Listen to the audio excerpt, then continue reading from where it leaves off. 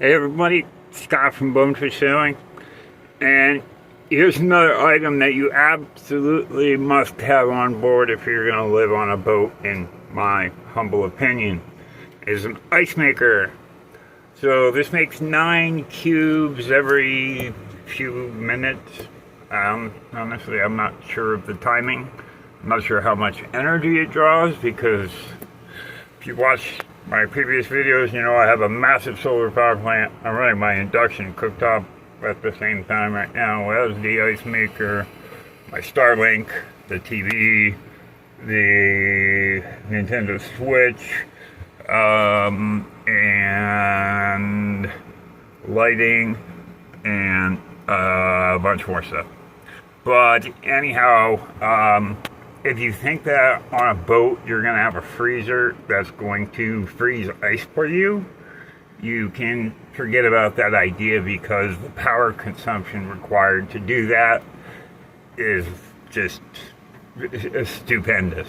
It's not something that I would even attempt to do unless I completely ripped out a whole portion of my galley here, and yes, there's parts of things I'm working on and whatnot.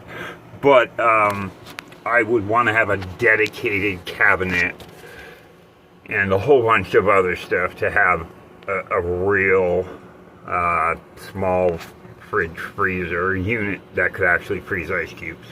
So get an ice maker, and I've even considered getting a second one as a spare, because it is really that essential, and it just works so much better than what you're going to get out of any system otherwise on the boat.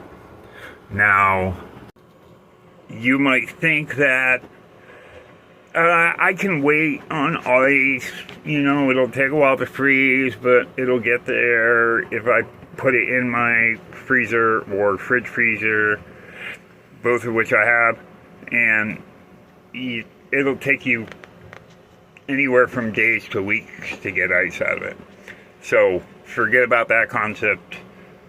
Like when you're in a house with 120 volt power, even though I have 120 volt everywhere here, forget about having ice cubes come out of your fridge or freezer, because it's not going to happen. You need an ice maker. So, fundamental piece of gear that, especially for me, I like to have cold drinks. I drink coffee all day, and I like my coffee cold. So, please stay safe on the water.